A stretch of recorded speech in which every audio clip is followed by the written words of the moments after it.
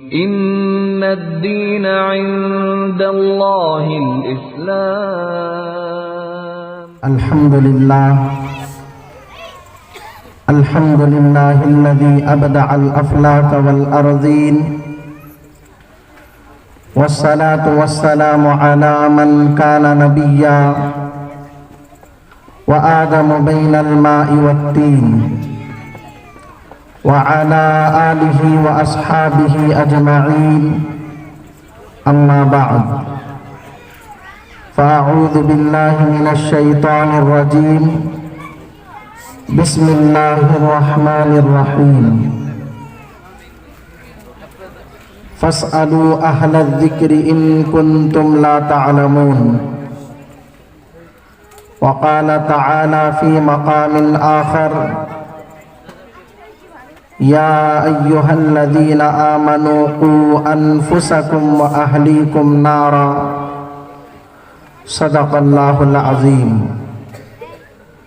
وقال النبي صلى الله عليه وسلم: طلب العلم فريضة على كل مسلم. وقال: خيركم من تعلم القرآن وعلمه. وقال في مقام ثالث: كلكم راع وكلكم مسؤول عن رعيته، أو كما قال عليه الصلاة والتسليم. اللهم صل على سيدنا مولانا محمد في أول كلامنا. اللهم صل على سيدنا مولانا محمد في أوسط كلامنا. اللهم صل على سيدنا مولانا محمد في آخر كلامنا. رب اشرح لي صدري ويسر لي أمري واحلل عقدة من لساني يفقه قولي. محترم و مکرم حضرات علماء کرام، مندوبین عظام، دختران اسلام اور عزیز طلباء و طالبات، آج بروز اتوار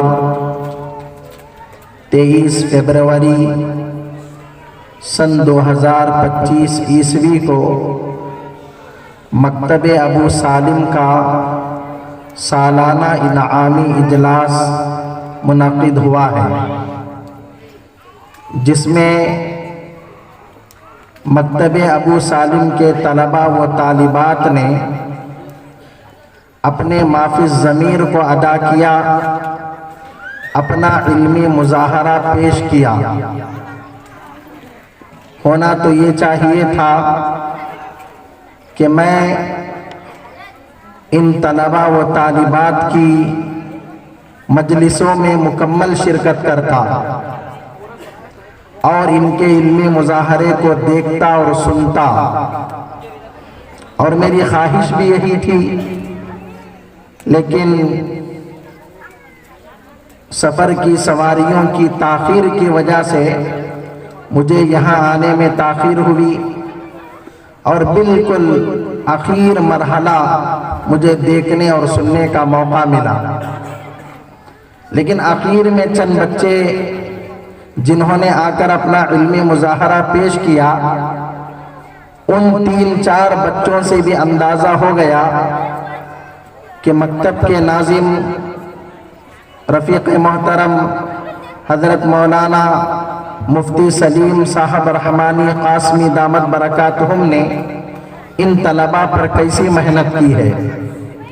مثال مشہور ہے نا، کھانے کے چند دانے دیکھ کر پورے کھانے کا پتہ لگا لیا جاتا ہے، لفافے کو دیکھ کر لفافے کے مضمون کو بھانپ لیا جاتا ہے، گھر کے آنگن کی حالت کو دیکھ کر گھر کے اندر کی کیفیت کو معلوم کر لیا جاتا ہے۔ تو چند بچوں کے علمی مظاہرے سے اندازہ ہو گیا کہ ماشاءاللہ مفتی صاحب نے بڑی محنت کی ہے، کوشش کی ہے، اللہ تبارک و تعالی ان کی محنت کو قبول فرمائے، ان کی کوشش کو قبول فرمائے اور آخرت میں کامیابی کا ذریعہ وہ سبب بنائے اور اس مکتب ابو سالم کو مزید ترقیات سے نوازے۔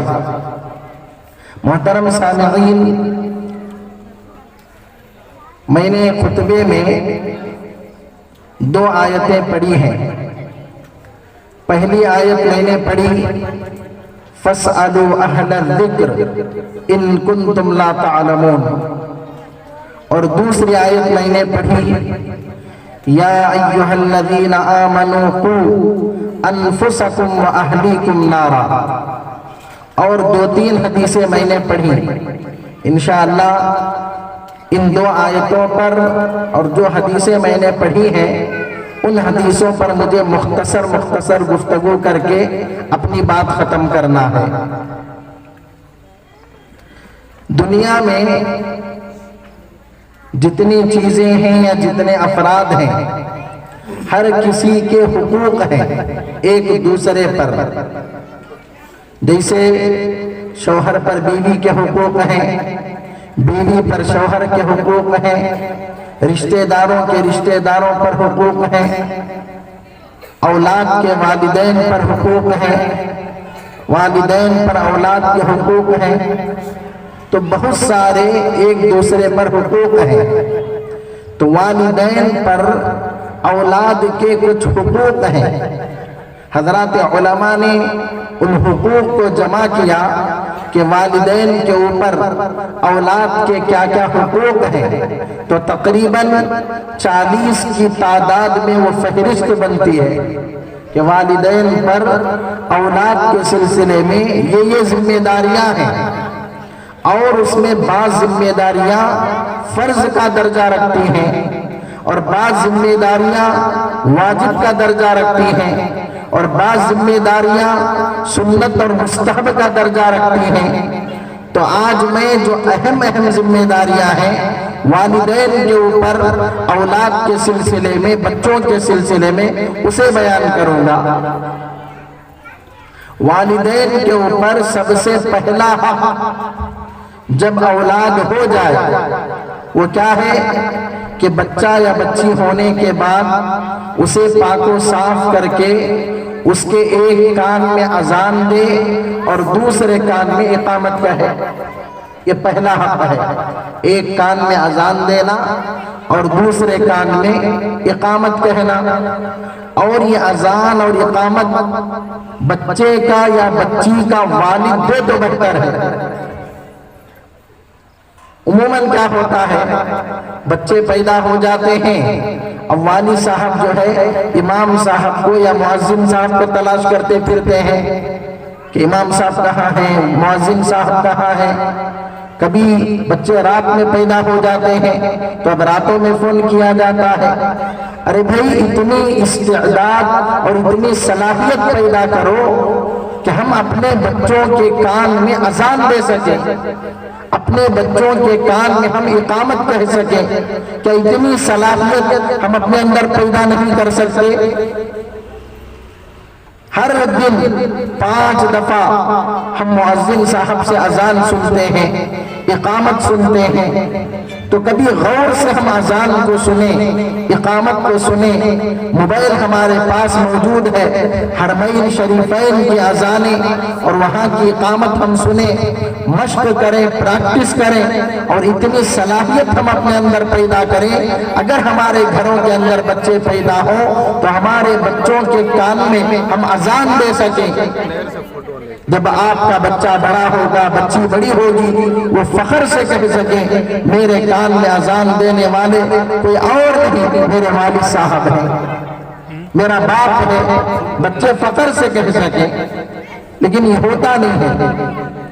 کئی چیزیں ایسی ہیں کہ اگر باپ وہ خود انجام دے گا تو بہت بہتر ہے، لیکن ان چیزوں کو ہم دوسروں کے اوپر ڈالنے کی کوشش کرتے ہیں، جیسے یہ اذان اور اقامت کا مسئلہ، پھر اسی طرح قربانی کے وقت ذبح کرنے کا مسئلہ۔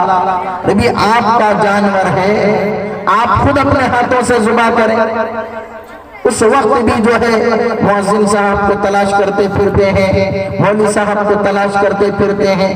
آپ اپنے اندر یہ صلاحیت پیدا کریں نا، تو ماں باپ کے اوپر پہلا حق یہ ہے کہ جب بچہ پیدا ہو جائے ایک کان میں اذان دے اور دوسرے کان میں اقامت کہیں۔ پھر دوسرا حق، بچے کی تحنیک کر کے، تحنیک کا مطلب کیا ہوتا ہے؟ کسی نیک آدمی سے، کسی اللہ والے سے یا کسی اللہ والیہ سے، اللہ والا مرد ہی کا ہونا کوئی ضروری نہیں ہے، عورت بھی تو اللہ والی ہو سکتی ہے، چاہے مرد ہو یا عورت، نیک ہو، کھجور چبوا کر ان کے دھوپ کے ذرات ملا ہوا کھجور بچے کے منہ میں لگائے اور بچے کے تالوں پر لگائے، اسے تحنیک کہتے ہیں۔ اور ہماری زبان میں اسے کیا کہتے ہیں؟ گھٹی چٹانا، گھٹی ڈالنا۔ بولتے نا، کون نے تجھے گھٹی ڈالے سو، کون تجھے گھٹی ڈالی سو، یہ ہماری زبان میں کہتے ہیں۔ اس کا اصل نام ہے تحنیک کرنا، اور یہ سنت ہے۔ اللہ کے نبی نے حضرت حسن کو کیا، حضرت حسین کو کیا، اور دیگر بچوں کو اللہ کے نبی نے تحنیک کی ہے۔ تو دوسرا حق بچوں کی تحنیک کرنا، اور تیسرا حق بچوں کا اچھا اسلامی نام رکھنا، جس کا معنی اچھا ہو، جس کا مطلب اچھا ہو۔ کئی لوگ، چونکہ ہم لوگ مسجدوں میں ہوتے ہیں، حضرت بھی یہاں بیٹھے ہیں اور دیگر علماء یہاں تشریف فرما ہے، ان حضرات کو معلوم ہے کہ مصلیان کرام کی طرف سے کوئی سوال آئے یا نہ آئے، یہ سوال ضرور آئے گا کہ ہمارے گھر میں بچہ یا بچی پیدا ہوئی ہے، ان کو کوئی نام دو، ان کو کوئی نام دو۔ اب علماء کیا کرتے ہیں؟ کتابوں میں دیکھ کر، ڈھونڈ کر، تلاش کر کے کچھ اچھے نام ان کو پیش کرتے ہیں۔ افسوس یہ ہوتا ہے بڑی محنت کے بعد، ناموں کو پیش کرنے کے بعد پھر بھی وہ نام نہیں رکھتے۔ جب دوسرے دن تیسرے دن پوچھا جاتا ہے کیا نام رکھے بھئی، وہ ایسا عجیب و غریب نام بولتے ہیں وہ ڈکشنری میں بھی نہیں ہوتا، عجیب و غریب نام پیش کرتے ہیں۔ اسلامی نام رکھنا، اچھا نام رکھنا، جس کا معنی اور مطلب اچھا ہو، یہ والدین پر حق ہے اولاد کا۔ ایک مرتبہ فقیہ العصر حضرت مولانا مفتی شعیب اللہ خان صاحب مفتاحی دامت برکاتہم، جو ہماری ریاست کرناٹک کے بہت بڑے عالم دین ہیں اور اللہ کی طرف سے ایک بہت بڑی نعمت ہے، آج لوگوں کو حضرت کی قدر معلوم نہیں ہے، حضرت کا مقام و مرتبہ معلوم نہیں ہے کہ آپ کتنی بڑی شخصیت ہیں، اور ریاست کرناٹک کے لیے آپ کے کیا کیا خدمات ہیں، آپ کے کیا کیا علمی کارنامے ہیں، لوگوں کو اندازہ نہیں ہے۔ بس کوئی ایک بات کو لے کر حضرت کی ساری زندگی کی خدمات پر پانی پھیرنے کی کوشش کر رہے ہیں، سوشل میڈیا کی غلط باتوں میں آ کر حضرت کی ذات کو متہم کرنے کی کوشش کر رہے ہیں۔ بہت بڑے آدمی ہیں حضرت مولانا پیر ذوالفقار احمد صاحب نقشبندی مجددی دامت برکاتہم جب بنگلور تشریف لائے تھے، حضرت کے مدرسے کو بھی گئے تھے، تو حضرت کی کتابوں کو اٹھا کر انہوں نے سر کے اوپر رکھ لیا کہ آپ نے اتنی بڑی بڑی کتابیں اور اتنی اہم اہم کتابیں لکھی ہیں کہ میں ان کتابوں کو سر پر رکھنا چاہتا ہوں۔ حضرت نے اپنے سر پر حضرت کی کتابوں کو رکھ لیا۔ حضرت مفتی سعید احمد صاحب پالن پوری رحمت اللہ علیہ دارالعلوم دیوبند کے سابق شیخ الحدیث، حضرت ایک مرتبہ مسیح العلوم میں آئے اور آ کر کہنے لگے، ہم اس وقت اس پروگرام میں موجود تھے کہ ایسا مفتی ہمارے دارالعلوم دیوبند کو چاہیے۔ بہت بڑے آدمی ہیں، اگر میں حضرت کے فضائل بیان کروں اسی میں وقت گزر جائے گا۔ حضرت فرماتے ہیں کہ ایک آدمی نے مجھے فون کیا اور فون کر کے کہا حضرت یہ نام ہے، اس نام کا معنی اور مطلب چاہیے۔ حضرت نے کہا ٹھیک ہے میں دیکھ کر بتاتا ہوں۔ حضرت فرماتے ہیں تقریباً 4-5 گھنٹے میں نے اس نام کے معنی اور مطلب کو تلاش کیا. کئی ڈکشنریوں کو میں نے دیکھ لیا, کئی لغات کو میں نے کھنگال لیا, لیکن کہیں بھی اس نام کا معنی اور مطلب نہیں ملا. کئی گھنٹوں کے بعد میں نے اس بندے کو فون کیا اور اس سے پوچھا کہ بھائی آپ نے جو یہ نام مجھے بتایا, آپ کو یہ نام کس نے دیا؟ کس مولانا نے دیا؟ کس امام صاحب نے دیا؟ کہاں سے آپ نے لیا؟ تو اس بندے نے جو جواب دیا وہ جواب سننے کے قابل ہے. اس نے کہا حضرت وہ نام مجھے کسی نے نہیں دیا, بس میرے ذہن میں ایک نام آ گیا تھا, وہ نام میں نے آپ سے پوچھ لیا. تو حضرت نے کہا ایسے بھی لوگ ہیں آج, ذہن میں کوئی نام آ جاتا ہے, کوئی بات آ جاتی ہے تو اس کا بھی معنی پوچھتے ہیں کہ اس کا معنی اور مطلب کیا ہے. ابھی چند دن پہلے, 4-5 دن بھی شاید نہیں گزرے, ہماری مسجد میں ایک صاحب ایک بچے کو لے کر آئے اور آ کر کہنے لگے حضرت اس بچے کا نام ہے, اس نام کا معنی اور مطلب مجھے پوچھنا ہے. میں نے کہا کیا نام ہے؟ تو کہنے لگے شیام محبوب. شیام محبوب, محبوب الگ نام ہے, شیام الگ نام ہے. تو میں نے شیام کا معنی اور مطلب دیکھا تو اس کا جواب یہ نکلا کہ شیام کرشن بھگوان کا نام ہے, اور وہ ایک بچے کو رکھا گیا. ہماری مسجد کا واقعہ بتا رہا ہوں. اور وہ کہنے لگے یہ بچہ بہت شرارتی ہے, فلاں ہے فلاں ہے. میں نے کہا شیام کو ختم کر دو, محبوب کو باقی رکھو. شیام کو ختم کر دو, صرف محبوب کو باقی رکھو, یہی نام کافی ہے.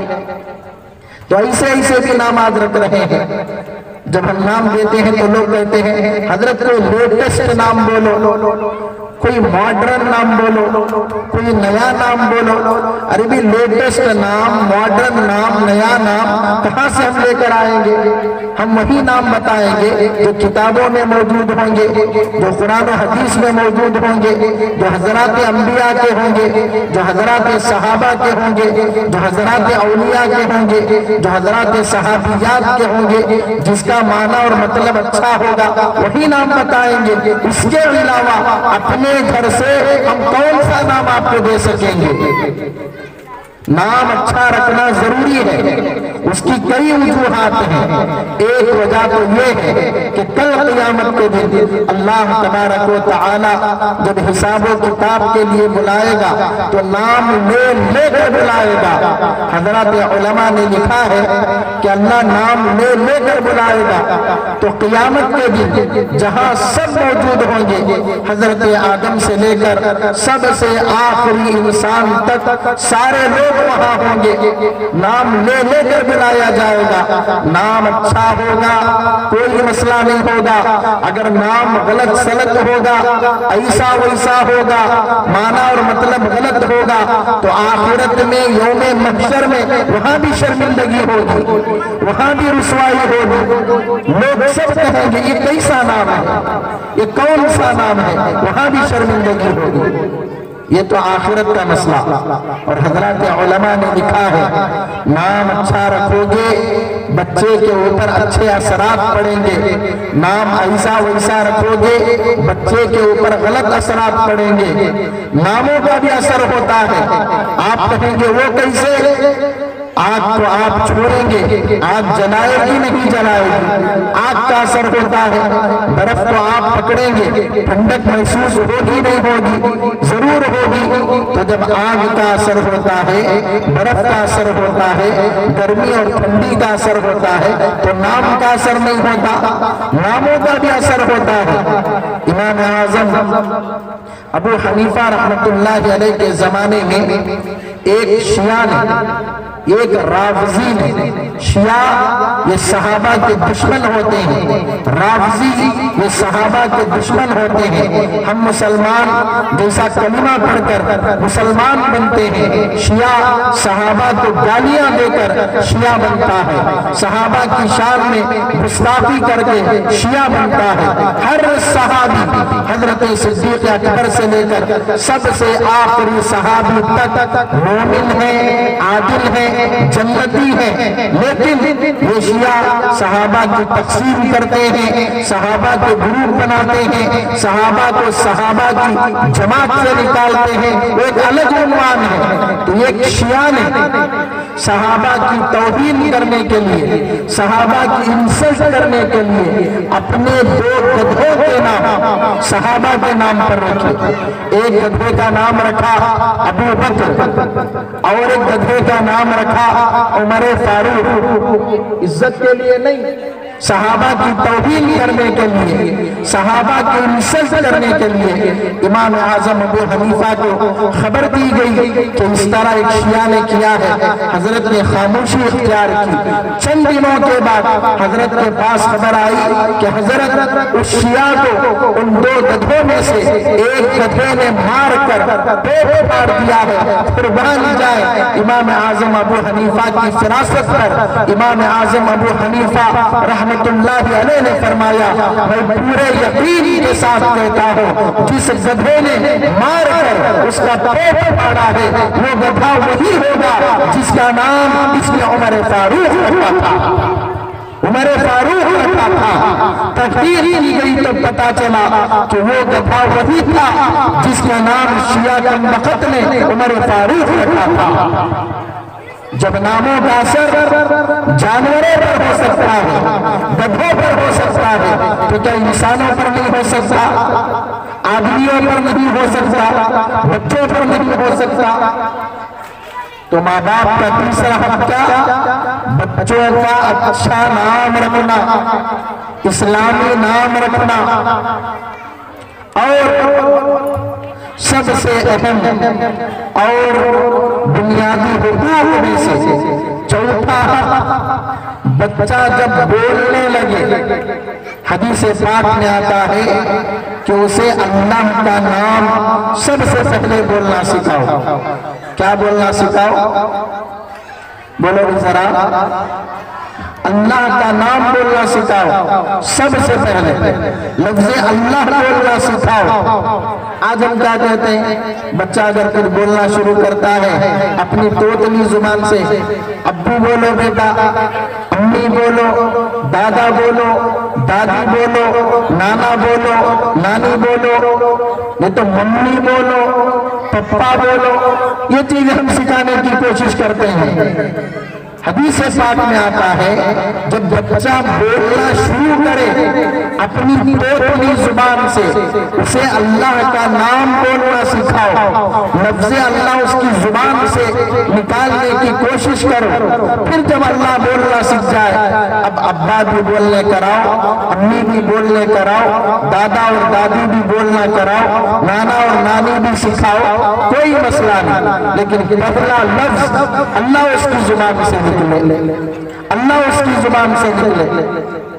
اور حضرت مولانا پیر ذوالفقار احمد صاحب نقشبندی دامت برکاتہم نے اپنی کتاب کے اندر اولاد کی تربیت کے سنہرے اصول، اس کتاب کے اندر ایک عجیب و غریب حدیث لکھی ہے۔ حضرت نے کہا اگر کوئی آدمی اپنے بچے کو سب سے پہلے، اگر کوئی ماں اپنے بچے کو سب سے پہلے لفظ اللہ بولنا سکھاتی ہے یا سکھاتا ہے، وہ لفظ اللہ بولنے کی وجہ سے اس ماں باپ کی مغفرت ہو جاتی ہے۔ اللہ اکبر، کتنی بڑی بات ہے، ان ماں باپ کی مغفرت ہو جاتی ہے صرف لفظ اللہ بولنے پر۔ پھر پانچواں، بچہ جب کچھ سیانہ ہو جائے، جب کچھ چلنے پھرنے کے، بولنے کرنے کے قابل ہو جائے، اس بچے کو علم دین سے آراستہ و پیراستہ کرے، قرآن و حدیث کی تعلیم دے، اس بچے کو عربی پڑھنا سکھائے، اردو پڑھنا سکھائے، قرآن پڑھنا سکھائے، حدیث پڑھنا سکھائے، اس کے عقائد کو صحیح کرے، اس کے مسائل کو صحیح کرے، شروع ہی سے اسے نماز پڑھنا سکھائے، اسے روزہ رکھنا سکھائے، علم دین اپنے بچوں کو دے۔ یہ بنیادی حق ہے، اور یہ حق وہ ہے جو فرض کا درجہ رکھتا ہے۔ میں نے شروع میں کہا تھا نا کہ والدین کے اوپر جو اولاد کے حقوق ہیں ان میں کچھ فرض درجے کے ہیں، کچھ واجب درجے کے ہیں، کچھ سنت درجے کے ہیں، تو بچوں کو دینی تعلیم دینا یہ فرض درجے کا حق ہے اور یہ بہت ہی اہم اور ضروری ہے۔ بھائی یہ بچے ذرا خاموش ہو جائیں، انشاءاللہ میں تھوڑی دیر میں بیان ختم کر دوں گا، تھوڑی دیر توجہ سے بات سن لیں، انشاءاللہ پھر ہم ختم کر دیں گے، کوئی مسئلہ نہیں ہے۔ بچوں تم نہ انعام ہونا کہ پورے خاموش بیٹھنا، بیٹھیں کیا؟ کون بھی آوازہ نہیں کرنا، پورے اپنے منہ کو انگلی لگا لے کو بیٹھو۔ ہمارے پاس بھی 150 بچے ہیں، ٹھیک ہے، جیسا تمہیں بچے ہیں ہمارے بھی بچے ہیں، 150 بچے، کل ہی چن جائیں گے جہاں ہوا، تو پورے بچے خاموش بیٹھنا، ٹھیک ہے، کون بھی آوازہ نہیں کرنا، اپنے منہ کو انگلی لگاؤ، جی بالکل خاموش بیٹھو۔ اللہ رسول کی بات ہو رہی ہے، انشاءاللہ تم نہ انعامہ بھی ملتی اور تم نہ پورے اعزاز و کرام کے ساتھ بھیجتی بھی۔ اور یہ بڑے حضرات جو ہیں وہ توجہ سے سن لیں، مستورات بھی توجہ سے سن رہی ہیں، اللہ جزائے خیر دے۔ تو میں کہہ رہا تھا بنیادی فرض حقوق میں سے ایک اہم حق کیا ہے والدین پر؟ اپنے بچوں کو دینی تعلیم دینا، قرآن و حدیث کی تعلیم دینا۔ آج ہم بچے بالکل چھوٹے ہوتے ہیں، ان کو بیبی سٹنگ میں داخل کرنے کی فکر کرتے ہیں، نرسری میں داخل کرنے کی فکر کرتے ہیں، ان کو ABCD اور AE سکھانے کی فکر کرتے ہیں، لیکن وہی فکر قرآن کی تعلیم کے سلسلے میں، حدیث کی تعلیم کے سلسلے میں، عقائد اور مسائل کی تعلیم کے سلسلے میں ہماری نہیں ہوتی۔ ہم حضرات علماء دنیا کی تعلیم کے مخالف نہیں، ہم اسکول اور کالج اور یونیورسٹی کی تعلیم کے مخالف نہیں، ہم یہ کہتے ہیں کہ آپ اپنے بچوں کو ڈاکٹر بنائیں، انجینئر بنائیں، لائر بنائیں، فلاسفر بنائیں، پروفیسر بنائیں، سب کچھ بنائیں، لیکن سب سے پہلے مسلمان بنائیں، سب سے پہلے قرآن و حدیث کی تعلیم دے، اس کے بعد یہ ساری چیزیں کریں۔ میرے شیخ، میرے پیر و مرشد متکلم اسلام مولانا محمد الیاس گھمن صاحب دامت برکاتہم فرماتے ہیں ہم کسی تعلیم کے مخالف نہیں، ہم ترتیب کے مخالف ہیں۔ حضرت فرماتے ہیں ترتیب کیا ہونی چاہیے؟ نمبر 1 الف با تا، نمبر 2 الف بے پے تے، نمبر 3 اے بی سی، نمبر 4 علاقے کی زبان آ آ ای ای او، یہ ترتیب ہونی چاہیے۔ آج ہم نے ترتیب بدل دی، نمبر 1 پر ABCD کو ہم نے لا لیا، نمبر 2 پر ہم نے کنڑ کو لا لیا، پھر لے دے کر آخر میں ہم عربی کو اردو کو رکھتے ہیں۔ ہمارے حضرت فرماتے ہیں ہم دنیاوی علوم کے، دنیاوی تعلیم کے مخالف نہیں، ہم اس ترتیب کے مخالف ہیں۔ ترتیب بدلو، نمبر 1 پر عربی الف با تا تا، نمبر 2 پر اردو الف بے پے تے، نمبر 3 پر ABCD انگریزی، اور نمبر 4 پر ہماری کنڑ علاقائی زبان۔ یہ ترتیب ہماری ہونی چاہیے۔ تو والدین کے اوپر یہ بہت بڑی ذمہ داری ہے کہ اپنے بچوں کو قرآن کی تعلیم دے، حدیث کی تعلیم دے، عقائد و مسائل کی تعلیم دے۔ اگر نہیں دیں گے کل قیامت کے دن جہاں بہت ساری چیزوں کے بارے میں سوال کیا جائے گا، ان بچوں کے بارے میں بھی سوال کیا جائے گا۔ ایک مثال بہت مشہور ہے لوگوں میں، وہ کیا مثال ہے؟ اپنی اپنی قبر کی جھڑتی انہوں دے لینا سا، انہوں کی قبر کی جھڑتی انہوں دے لینا سا۔ حضرات علماء فرماتے ہیں یہ مثال غلط مثال ہے، ہر آدمی صرف اپنی اپنی قبر کی جھڑتی نہیں دے گا، بلکہ اپنی اپنی قبر کی جھڑتی کے ساتھ اپنی اولاد کی قبر کی جھڑتی بھی اسے دینا ہوگا۔ اپنی ماتحتی میں جو لوگ ہوں گے ان ماتحت لوگوں کے بارے میں بھی اس سے پوچھا جائے گا۔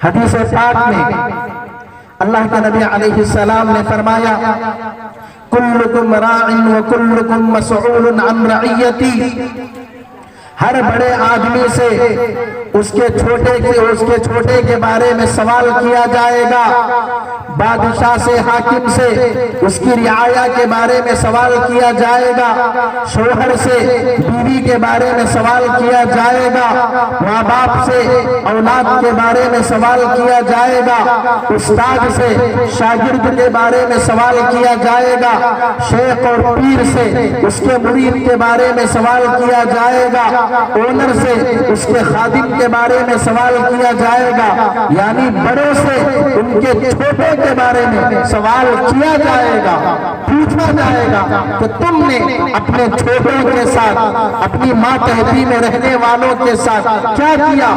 ان کو قرآن کی تعلیم تم نے دی، تم نے حدیث کی تعلیم دی، تم نے عقائد و مسائل کی تعلیم دی، تم نے ان کی قبر بنائی، تم نے ان کی حشر بنائی، تم نے ان کی جنت بنائی، پوچھا جائے گا۔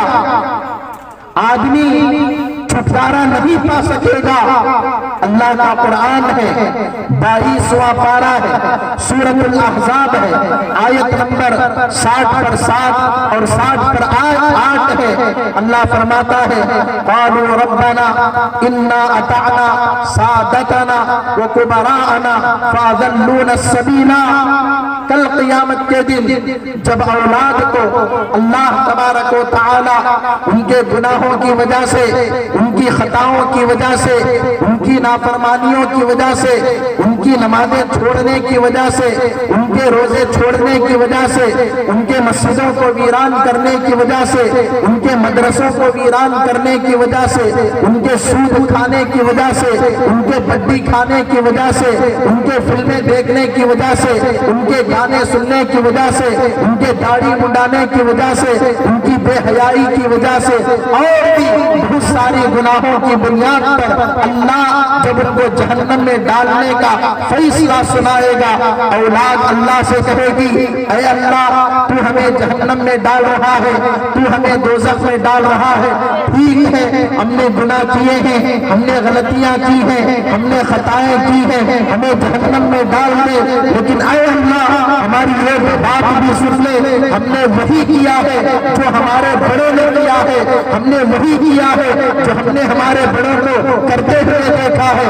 میں نے میرے باپ کو دیکھا وہ نماز چھوڑتا تھا، میں نے بھی نماز چھوڑ دیا، میں نے میرے باپ کو دیکھا وہ روزے نہیں رکھتا تھا، میں نے بھی رکھنا چھوڑ دیا، میں نے میرے باپ کو دیکھا وہ داڑھی منڈاتا تھا، میں نے بھی منڈانا شروع کر دیا، میں نے میرے باپ کو دیکھا وہ کاروبار میں گھوٹالا کرتا تھا، وہ ڈول مارتا تھا، وہ جھوٹی قسمیں کھاتا تھا، وہ جھوٹ بول بول کر کے تجارت کیا کرتا تھا، تو میں نے بھی کرنا شروع کر دیا، میں نے میرے باپ کو دیکھا وہ بیاض لیتا تھا، وہ بڈی لیتا تھا، وہ حرام کھاتا تھا، تو میں نے بھی کرنا شروع کر دیا۔ اے اللہ اس میں میری غلطی نہیں ہے، میرے باپ کی غلطی ہے، تو اگر مجھے جہنم میں ڈالے گا میرے ساتھ میرے باپ کو بھی جہنم میں ڈالنا۔ بچیاں کہیں گی اے اللہ تو ہمیں جہنم میں ڈال رہا ہے ہماری بے پردگی کی وجہ سے، ہماری بے حیائی کی وجہ سے، اے اللہ ہم نے وہی کیا ہے جو ہماری بڑی عورتوں نے کیا، اے اللہ ہم نے ہماری ماں کو دیکھا، ہماری ماں پردہ نہیں کرتی تھی، دوپٹے پہ اٹھا کر اس نے پھینک دیا تھا، تو میں نے بھی وہی کیا۔ میں نے میری ماں کو دیکھا وہ لالی لگاتی تھی، وہ لپسٹک لگاتی تھی، وہ میک اپ کرتی تھی، وہ بال کٹواتی تھی، تو میں نے بھی کرنا شروع کر دیا۔ میں نے میری ماں کو دیکھا کہ وہ اپنے شوہر سے لڑ لڑ کے بات کرتی تھی، تو میں بھی اپنے شوہر سے لڑنا شروع ہو گئی اور غیروں کے ساتھ، ترکاری والے کے ساتھ، سبزی والے کے ساتھ، لائٹ بل والے کے ساتھ، کیبل کنیکشن والے کے ساتھ ہنس ہنس کے بات کرتی تھی، تو میں بھی غیروں سے ہنس ہنس کے بات کرنے والی ہو گئی۔ اے اللہ، میں نے جو کیا ہے میری ماں کو دیکھ کے کیا ہے، میری بڑی کو دیکھ کے کیا ہے، مجھے اگر جہنم میں ڈالے گا میرے ساتھ میری ماں کو بھی جہنم میں ڈالنا۔ اتنا اگر بچے کہتے تھے چلو کچھ خیر کی بات تھی، لیکن بچے صرف اس پر اکتفا نہیں کریں گے۔ اللہ کا قرآن ہے، میری بات نہیں، میرے باپ کی بات نہیں، میرے کسی مفتی کی بات نہیں، میرے کسی عالم کی بات نہیں، میرے گھر کی بات نہیں، اللہ کا قرآن ہے، 22واں پارہ ہے، سورۃ الاحزاب ہے۔ یہ بچے اللہ سے کہیں گے ربنا آتہم ضعفین من العذاب والعنہم لعنا کبیرا۔ علماء بیٹھے ہیں، وہاں مفتی صاحب بیٹھے ہیں، یہاں عالم صاحب بیٹھے ہیں، ان سے ترجمہ پوچھو۔ بچے اللہ سے کہیں گے ربنا آتہم ضعفین من العذاب، اے اللہ ان کو جہنم میں ڈالے گا، اگر ہمیں ایک عذاب دے گا، ہمیں سنگل عذاب دے گا، ہمارے ماں باپ کو ڈبل عذاب دینا۔ یہ بچے کہیں گے ہمارے ماں باپ کو ڈبل عذاب دینا، وَلْعَنْهُمْ لَعْنًا كَبِيرًا، اور بڑی بھاری ان کے اوپر لعنت کو برسانا۔ یہ میری بات ہے۔ آج ہم کیا سمجھتے ہیں کہ ہم آخرت میں پکڑے نہیں جائیں گے، خبر میں پکڑے نہیں جائیں گے، ہم سے کوئی کچھ نہیں پوچھے گا۔ ایسی بات نہیں ہے۔ اپنی آخرت بنانے کے ساتھ ساتھ ان بچوں کی آخرت بنانا ہوگا، اپنی قبر بنانے کے ساتھ ساتھ ان بچوں کی قبر بنانا ہوگا، اپنی جنت بنانے کے ساتھ ساتھ ان بچوں کی جنت بنانا ہوگا، اپنی نماز کو صحیح کرنے کے ساتھ ساتھ ان بچوں کی نماز صحیح کرنا ہوگا، اپنا قرآن صحیح کرنے کے ساتھ ان بچوں کا قرآن صحیح کرنا ہوگا، اپنے عقائد درست کرنے کے ساتھ ساتھ ان بچوں کے عقائد کو درست کروانا ہوگا۔ اگر نہیں کریں گے کل قیامت کے دن اللہ کے دربار میں پکڑے جائیں گے، پکڑے جائیں گے۔ اس لیے میرے بزرگوں، میرے بھائیوں، میرے عزیزوں اور میری عزت مائیں اور بہنیں، پردہ نشی خواتین، ہمیں اپنے ساتھ ساتھ ان بچوں کی فکر کرنا ضروری ہے، از حد ضروری ہے۔ کتنا ضروری ہے؟ حضرت مولانا علی میاں ندوی رحمت اللہ علیہ ایک بہت بڑے اللہ والے گزرے ہیں۔ حضرت فرماتے ہیں 2 وقت کی روٹی کھانے سے زیادہ، کپڑے پہننے سے زیادہ، عید کے کپڑے سلوانے سے زیادہ، گھر میں چھت ہونے سے زیادہ ان بچوں کو دینی تعلیم دینا زیادہ ضروری ہے۔ حضرت فرماتے ہیں دینی تعلیم دینا زیادہ ضروری ہے۔ اگر نہیں دیں گے دنیا میں بھی اس کا نقصان ہم دیکھیں گے، آخرت میں بھی ہم اس کا نقصان دیکھیں گے۔ آخرت کا نقصان تو میں نے بتایا نا، دنیا کا نقصان کیا ہوگا؟ یہ بچے جن کے لیے دن رات ہم محنت کرتے ہیں، خون پسینہ بہاتے ہیں، رات رات بھر دن بھر باپ اپنے بچوں کے لیے محنت کرتا ہے، کوشش کرتا ہے۔ گھر پر کس کا نام؟ بچے کا نام۔ موبائل کی اسکرین پر کس کا نام؟ بچے کا نام۔ گاڑی پر کس کا نام؟ بچی کا نام۔ محبت ہے، کرو محبت، کرو الفت، کرو پیار، لیکن اندھی محبت نہیں، اندھا پیار نہیں، اندھی الفت نہیں۔ بچوں کو قرآن کی تعلیم دے کر محبت کرو، بچوں کو حدیث کی تعلیم دے کر محبت کرو، بچوں کو فقہ کی تعلیم دے کر محبت کرو۔ دنیا کا نقصان کیا ہوگا؟ یہ بچے جب بڑے ہوں گے آنکھوں کو ٹھنڈک پہنچانے کے بجائے آنکھوں میں سلاخیں چبونے والے ہوں گے، آنکھوں میں تیر چبھانے والے ہوں گے، آنکھوں میں کانٹے چبھانے والے ہوں گے، ہمیں راحت پہنچانے کے بجائے ہمیں تکلیف پہنچانے والے ہوں گے۔ میں کتنے واقعات آپ کو سناؤں، کتنی کارگزاریاں آپ کو سناؤں، اولاد کی، بچوں کی کارگزاریاں، اپنے ماں باپ کے ساتھ جو انہوں نے ظالمانہ سلوک کیا ہے، بے رحیمانہ سلوک کیا ہے، کتنے واقعات میں آپ کو سناؤں۔ آپ بنگلور کے اندر دیون ہلڈی میں اولڈ ایج ہوم ہے، بزرگوں کا گھر، آشیانہ، آپ وہاں جائیے، کئی عمر رسیدہ لوگ ہیں، بوڑھے اور بوڑھیاں ہیں، جب ان کی کارگزاریاں ہم سنتے ہیں، خون کے آنسو رونے پر ہم مجبور ہو جاتے ہیں، ہمارا کلیجہ منہ کو آنے لگتا ہے۔ وہ بچے کہتے ہیں ہمارا باپ، ہمارا بیٹا کروڑ پتی ہے، ہمارا بیٹا لکھ پتی ہے، ہمارا بیٹا بڑے بڑے بنگلے میں رہتا ہے، ہمارا بیٹا بڑی بڑی کمپنیوں میں کام کرتا ہے، اور باپ کو کہاں رکھا ہوا ہے؟ اولڈ ایج ہوم میں۔ باپ کو کہاں رکھا ہے؟ آشیانے میں۔ یعنی اتنا بڑا بیٹا ہے، اپنے گھر میں اسے جگہ نہیں ہے، بنگلہ تو اس کے پاس ہے، لیکن باپ کو رکھنے کے لیے، ماں کو رکھنے کے لیے ایک کمرہ اس کے پاس نہیں ہے۔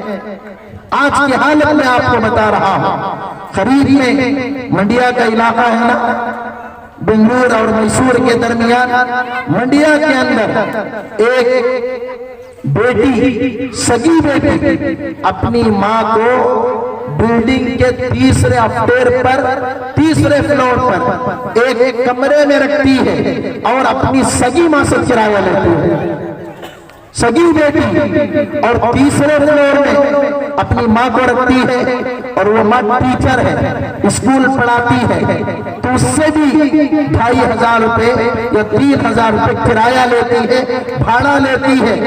پھر چند سالوں کے بعد ایسا ہوا کہ اسکول سے اس ماں کو ریٹائر کر دیا گیا، نکال دیا گیا کہ آپ کی عمر ہو گئی ہے، ہم اسکول سے آپ کو دستبردار کرتے ہیں، نکالتے ہیں۔ اب جتنے پیسے آنا تھا اتنے پیسے آنا بند ہو گئے اسکول سے۔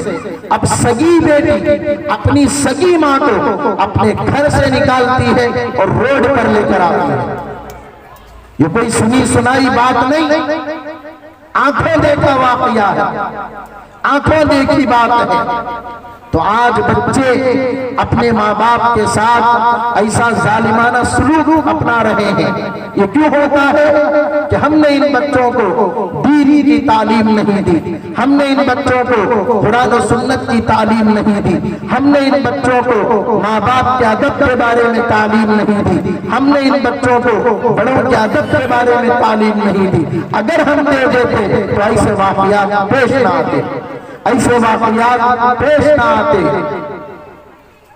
اور یہ تو ماں باپ کے ساتھ ہوتا ہے۔ پھر دوسرا، یہ بچے قرآن و سنت کی تعلیم نہ ہونے کی وجہ سے آگے چل کر ارتداد کا شکار ہو سکتے ہیں، الحاد کا شکار ہو سکتے ہیں، کفر کا شکار ہو سکتے ہیں، فتنوں کا شکار ہو سکتے ہیں۔ کیوں؟ عقائد معلوم نہیں ہے، مسائل معلوم نہیں ہے، قرآن و سنت معلوم نہیں ہے۔ اب کوئی بھی آئے گا تو چکر لے کر جائے گا، کوئی بھی فتنہ آئے گا اٹھا کر لے کر جائے گا۔ اب یہ جو شکیلیت کا شکار ہو رہے ہیں، قادیانیت کا شکار ہو رہے ہیں، دوہر شاہیت کا شکار ہو رہے ہیں، انجینئر علی مرزا کے پاس جا رہے ہیں، یہ کیوں ہو رہا ہے؟ ارتداد کا شکار ہو رہے ہیں۔ ان کے عقائد مضبوط نہیں، ان کی قرآن و سنت کی تعلیم مضبوط نہیں، اس لیے یہ واقعات پیش آ رہے ہیں۔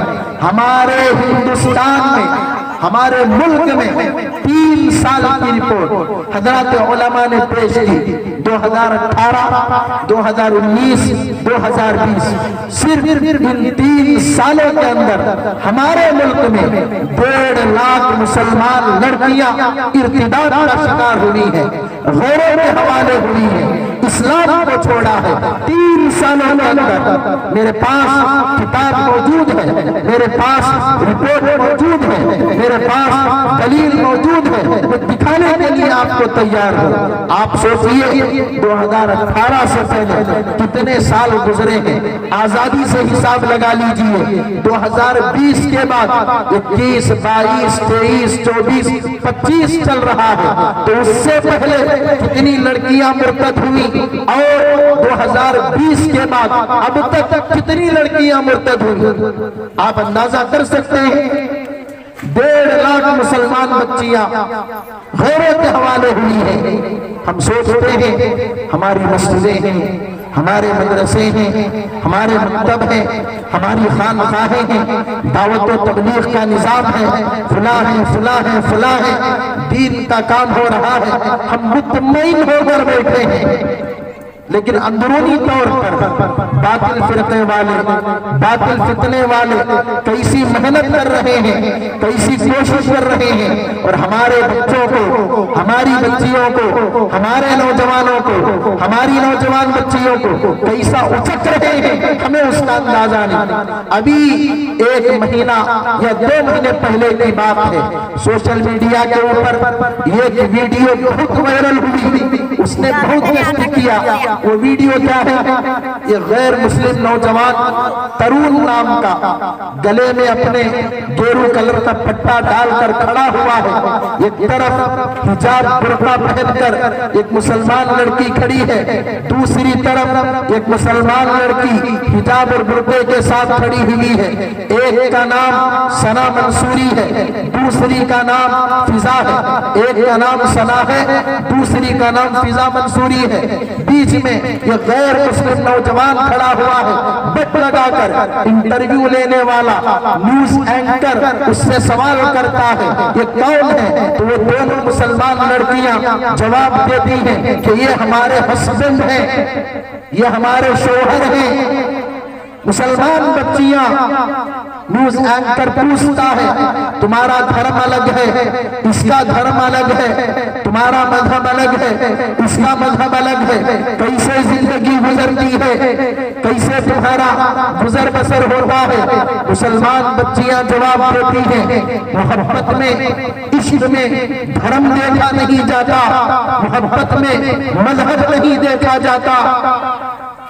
یہ کوئی غیر جواب نہیں دے رہا ہے، مسلمان بچیاں یہ جواب دے رہی ہیں اور کہتی ہیں ہم بڑی خوشی خوشی کے ساتھ زندگی گزار رہے ہیں۔ عید آتی ہے ہم عید الفطر مناتے ہیں، بقرعید آتی ہے ہم قربانی کی عید مناتے ہیں، اسی طرح دیوالی آتی ہے ہم دیوالی بھی مناتے ہیں، ہولی آتی ہے ہم ہولی بھی مناتے ہیں، یعنی اس طرح مل جل کر ہم زندگی گزار رہے ہیں۔ یہ واقعہ کیوں پیش آیا؟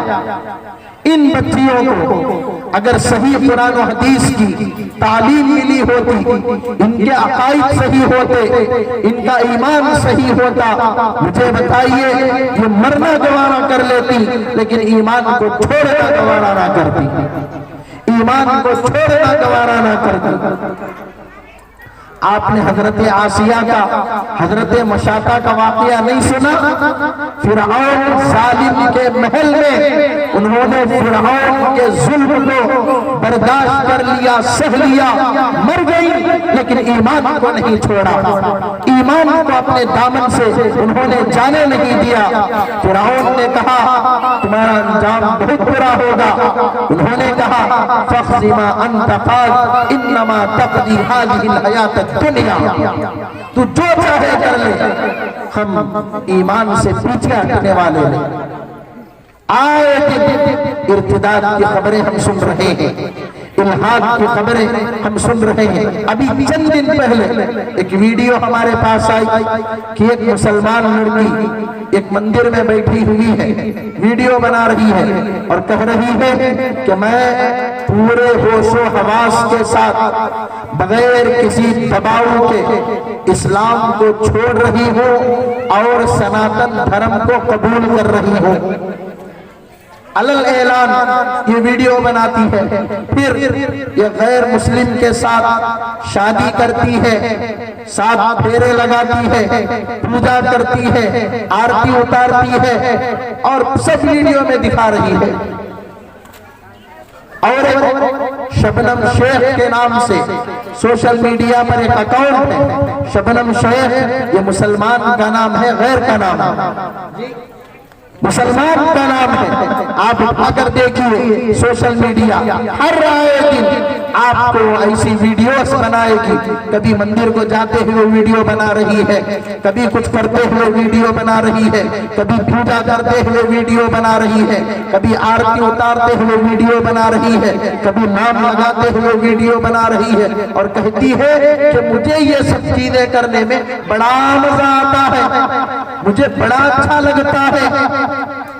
تو اے میرے مسلمانوں، اے مردوں، اے پردہ نشی خواتین، اگر ہم نے ہمارے بچوں کو صحیح تعلیم نہیں دی، اگر ہم نے ہمارے بچوں کو قرآن و سنت کی تعلیم نہیں دی، یہ جو واقعات ہم دور دور کے جو سن رہے ہیں، وہ دن دور نہیں، ہم ہمارے محلوں میں سنیں گے، ہماری گلیوں میں سنیں گے، ہمارے خاندانوں میں سنیں گے، ہمارے گھروں میں سنیں گے۔ اس لیے وہ دن آنے سے پہلے، وہ دن آنے سے پہلے، وہ وقت آنے سے پہلے ہمیں ہمارا الو صحیح کر لینا ہے، ہمارے بچوں کی تعلیم و تربیت پر ہمیں دھیان دینا ہے۔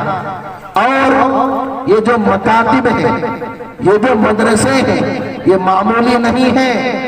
شیخ الاسلام مولانا حسین احمد مدنی رحمت اللہ علیہ حضرت فرماتے ہیں، مکتب یہ معاشرے میں ریڑھ کی ہڈی کا مقام رکھتا ہے۔ کس کا مقام رکھتا ہے؟ ریڑھ کی ہڈی کا مقام رکھتا ہے۔ بدن کے اندر ریڑھ کی ہڈی یہ بہت اہم ہوتی ہے۔ اگر ریڑھ کی ہڈی صحیح سالم نہ ہو، آدمی صحیح سے چل نہیں سکتا، صحیح سے پھر نہیں سکتا، وہ کمزور ہو جائے گا۔ ٹھیک اسی طرح اگر معاشرے میں مضبوط مکتب نہ ہو، مضبوط مدرسہ نہ ہو، وہ معاشرہ بھی صحیح طریقے سے ابھر نہیں سکتا۔ اس معاشرے کے بچے صحیح طریقے سے تربیت نہیں پا سکتے۔ اس لیے ان مکتبوں کو مضبوط کرنا، ان مکتبوں کو مستحکم کرنا، ان مکتبوں کا تعاون کرنا، ان مکتبوں کو آگے بڑھانا، یہ بہت ضروری ہے، یہ بہت ضروری ہے۔ اس کے بغیر کوئی چارہ نہیں۔ حضرات علماء فرماتے ہیں، مکتب کی تعلیم یہ فرض عین کا درجہ رکھتی ہے۔ فرض عین کا مطلب بہت ضروری ہے۔ ایک ہوتا ہے فرض کفایہ، ایک ہوتا ہے فرض عین۔ فرض کفایہ کوئی ایک بھی کر لیا کافی ہو جاتا ہے، فرض عین ہر کسی کو کرنا ہوگا۔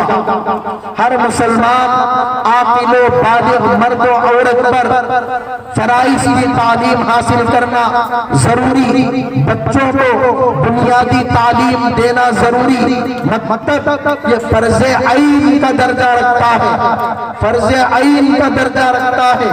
مدرسہ یہ فرض کفایہ کا درجہ رکھتا ہے، جہاں مستقل بچے قیام و طعام کے ساتھ علم حاصل کرتے ہیں، یہ فرض کفایہ کا درجہ۔ اور جہاں بچے صبح شام آ کر پڑھ کر جاتے ہیں، یہ فرض عین کا درجہ رکھتا ہے۔ تو آپ سوچئے یہ مکتب کتنا اہم ہے، کتنا اہم ہے۔ اور حضرات علماء فرماتے ہیں، مسلمانوں کو جہاں بھی جائیں، جس علاقے میں بھی جائیں، سب سے پہلے 3 چیزیں کرنا ضروری ہے۔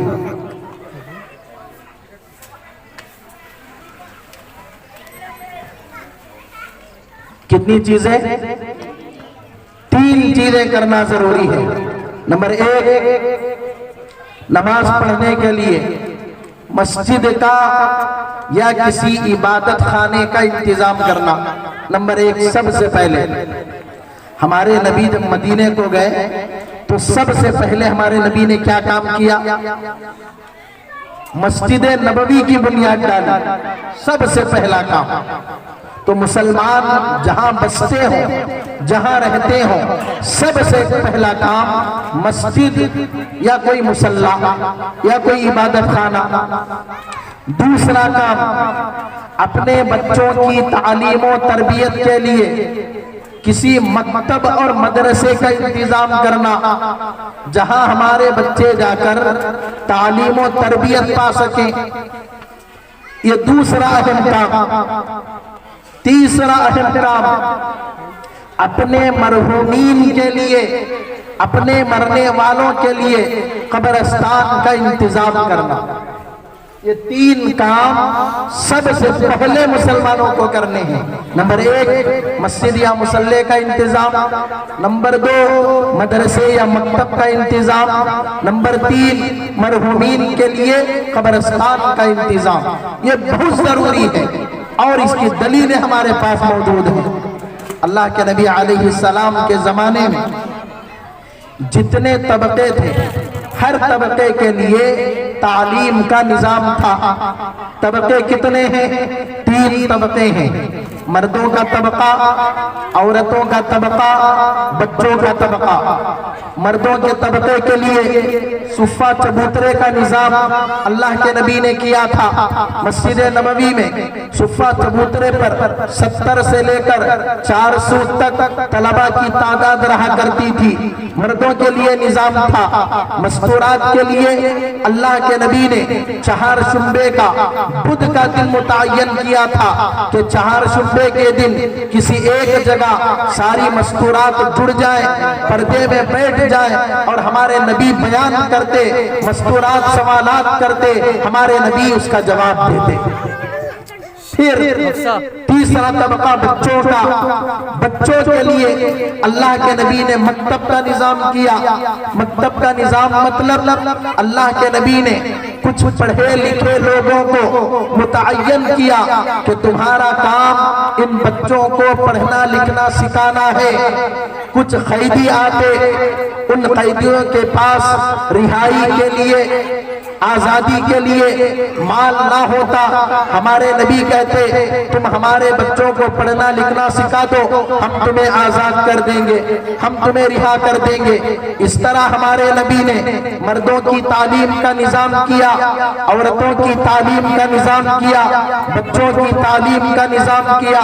تو آج ہمیں بھی ان تینوں طبقوں کے لیے تعلیم کا نظام کرنا ہوگا۔ مردوں کی تعلیم کا نظام تعلیم بالغان کے نام سے کرنا ہوگا، دعوت و تبلیغ کے نام سے کرنا ہوگا، خانقاہ میں اللہ کی ضربیں لگا کر کرنا ہوگا۔